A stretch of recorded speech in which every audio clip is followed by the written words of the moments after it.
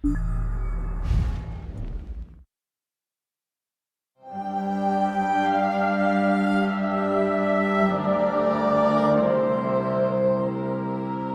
the situation in Tamriel is that you've got three young muscular alliances around the periphery of the continent, and in the center is Cyrodiil, and there's a power vacuum there.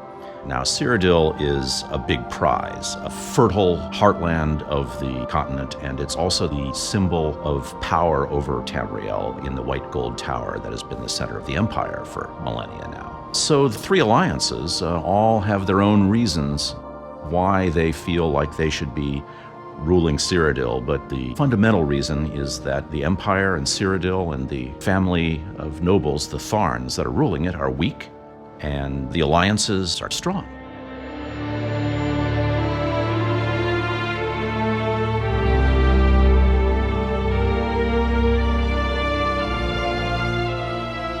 So the Empire is weak, but their leaders are cunning.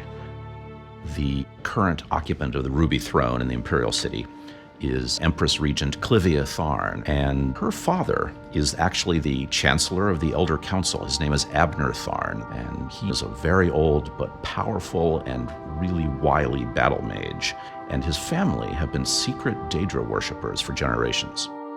So when he sees the threat of the three alliances around the periphery and their inevitable interest in Cyrodiil, he turns to his family's old allies, the Daedra, and Molag Bal's main agent on Tamriel, the necromancer Lord Manamarco. As the alliances become aware of Abner Tharn's Daedric connections, that becomes just one more powerful incentive to go into Cyrodiil and take him out. So, the alliances are very different, and they have different reasons, and they have different justifications for why they are going to be marching into the center of the continent. And this goes back to the individual leadership of the three alliances, and their motivations for why they're doing this in many ways reflects the values of the alliances themselves. The Daggerfall Covenant, the reason why they feel they must prosecute this war really goes back to history for them. The leader of the Daggerfall Covenant is High King Emric, a Breton. He is a sort of amateur historian of imperial history, and it's clear to him when the Empire is strong, that's when things are peaceful and good for the people of Tamriel. And the Empire is fundamentally a human endeavor, and at the moment the humans in Tamriel are failing, and it's up to the Daggerfall Covenant to take up the torch and keep the elves from mucking things up. Now, the Ebonheart Pact is more attuned to the mystical side of things. When they become aware that there's a great threat to Nirn, they decide that they're going to have to mobilize to confront it. Almalexia, one of the living gods of the tribunal, and one of the leaders of the Ebonheart Pact, she takes notice. The scryers and the priests and the wizard tell her that Molag Bal has got some kind of great, magical, existential threat to Nirn.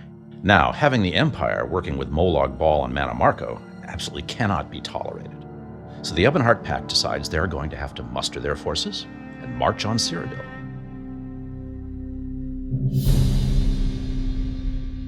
The third alliance, the Aldmeri Dominion, is led by Queen Irene of the High Elves, and her reasons for pushing this war into Tamriel are geopolitical and also personal.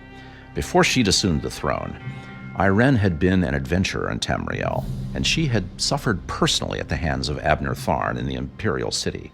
Irene has seen the rot at the heart of Tamriel, and she believes that it's time for the elves to resume their responsibility to rule, to retake the White Gold Tower, which they built in the first place, and to get rid of the bloody and warmongering humans who, in empire after empire, have been drenching the continent in oceans of blood. It's time for the elves to go in, kick the humans out, and put things back to rights. What's great about this from a gameplay standpoint is that it gives each alliance a distinctive feel and ambiance. They each have their own methods and goals. And the player gets to experience this difference from inside each alliance. They get to take up these methods and try to achieve these goals as they're playing through the story of the Alliance War. It's a hallmark of the Elder Scrolls series. There is no single truth about the world, that everybody sees things from their own vantage point. And it's that legacy of a rich and nuanced world that we've taken up and expanded upon for Elder Scrolls Online.